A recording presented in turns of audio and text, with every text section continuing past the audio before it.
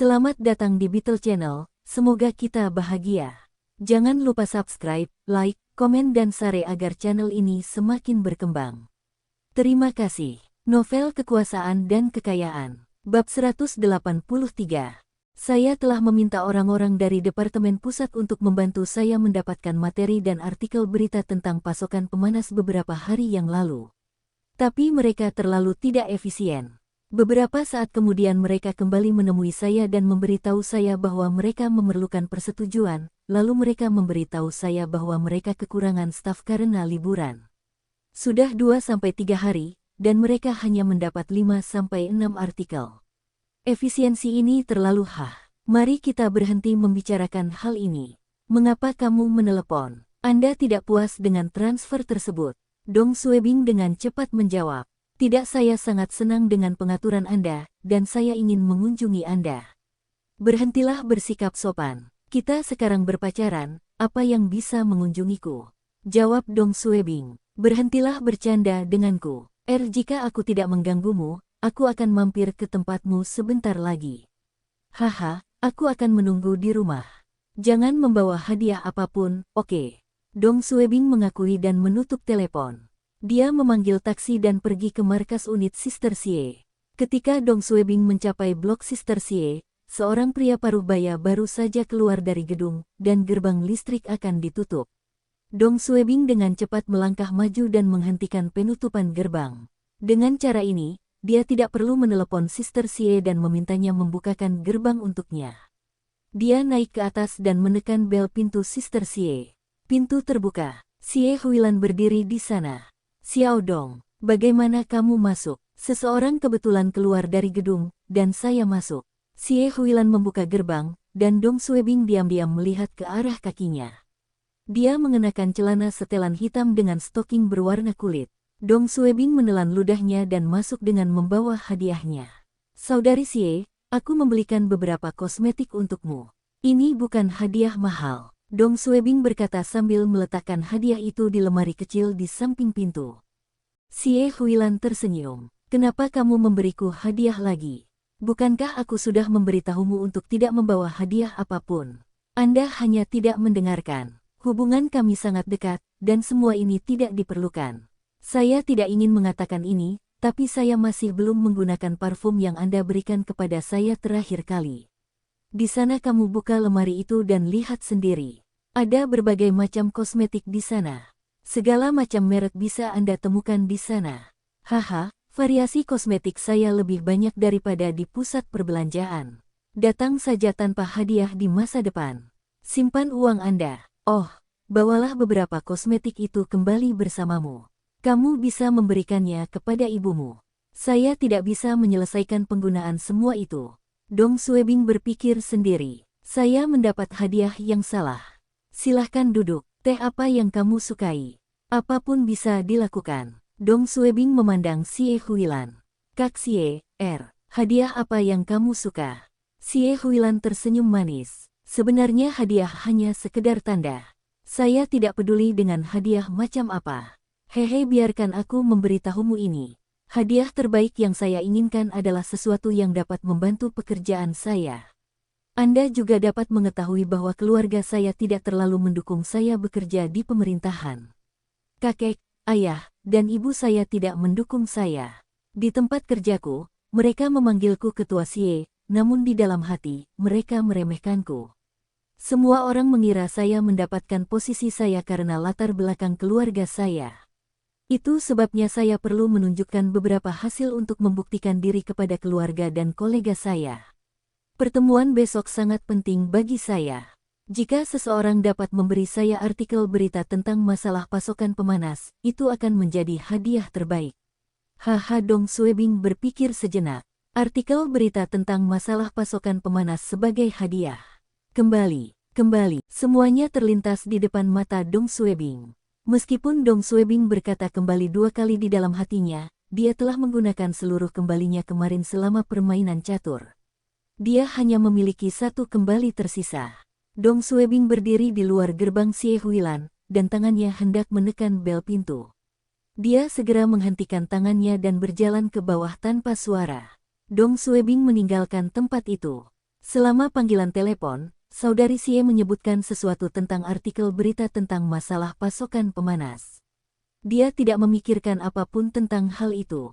Dia harus menyiapkan presentasi dan melaporkan masalah ini. Beberapa hari ini, sebagian besar instansi pemerintah sedang libur. Itu sebabnya departemen terkait tidak dapat menyediakan materi yang diinginkan Suster Xie.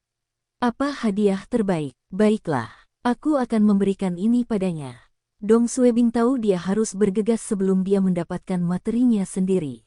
Dong Suebing mengeluarkan ponselnya dan menelepon wakil kepala biro ke-6 unitnya. Halo, Ketua Zeng. Apakah kamu sedang bekerja? Oh, Ketua Dong. Haha, saya bekerja lembur hari ini.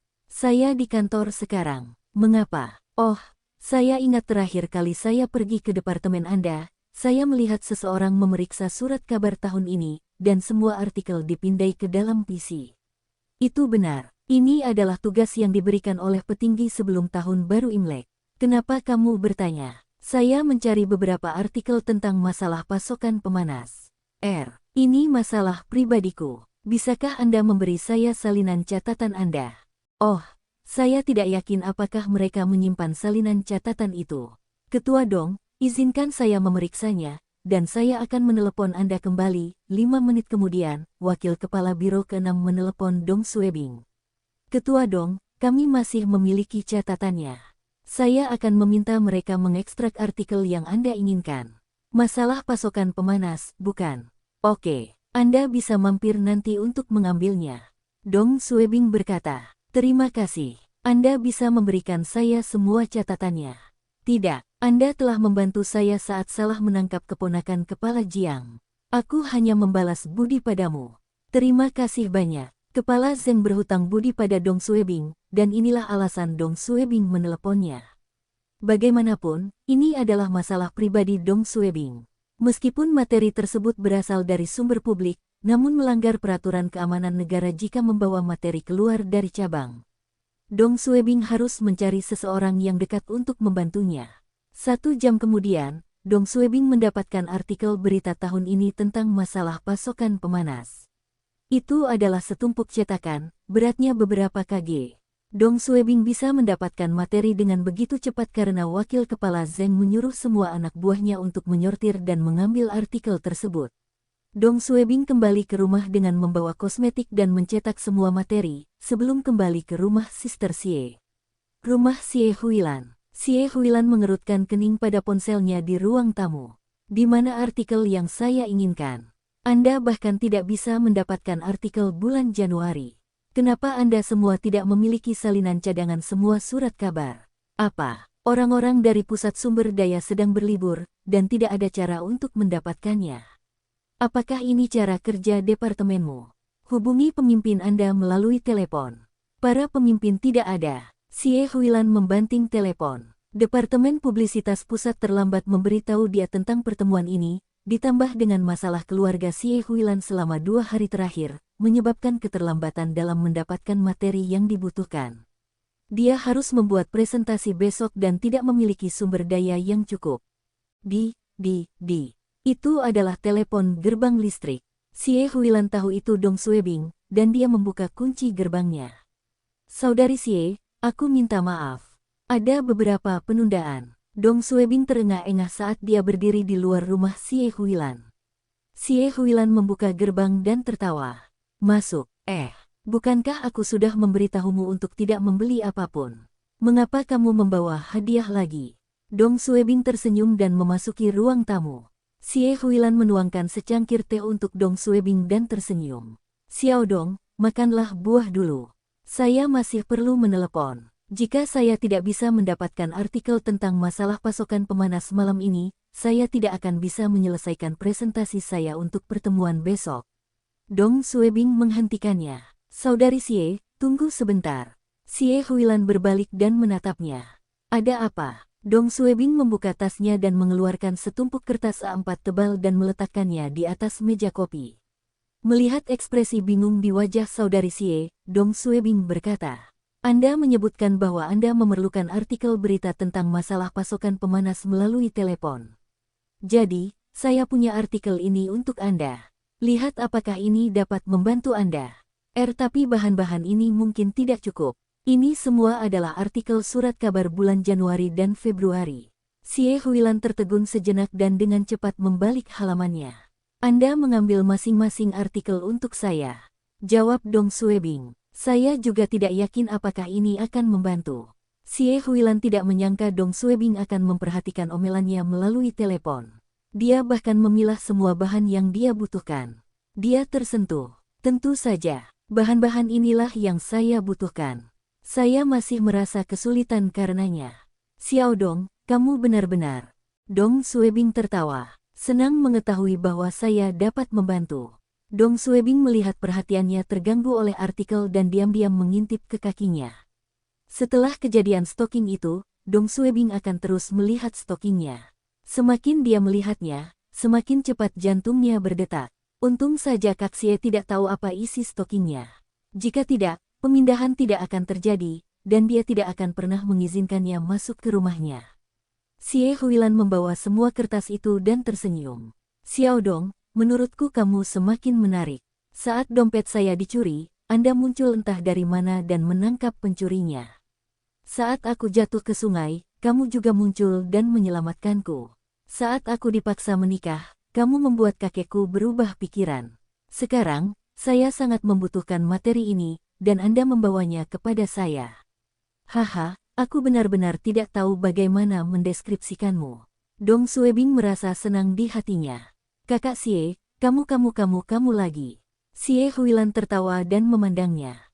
Kami sekarang berkencan. Bisakah kamu tidak memperlakukanku seperti orang asing? Dong Suebing tertawa. Berhenti bercanda. Xie Huilan meletakkan tumpukan kertas di atas meja kopi dan menatap mata Dong Suebing. Candaan, kapan saya bilang itu lelucon? Dong Suebing tercengang. Kami tidak berpura-pura. Berpura-pura. Xie Huilan tertawa. Xiao Dong, apa yang aku katakan padamu di Xishan Villa? Dong Suebing menjawab dengan bingung. Kamu bertanya padaku apakah aku ingin berkencan denganmu. Xie Huilan tersenyum. Apa jawabanmu? Sepertinya aku mengangguk. Bersambung, terima kasih telah menyaksikan dan mendukung channel ini.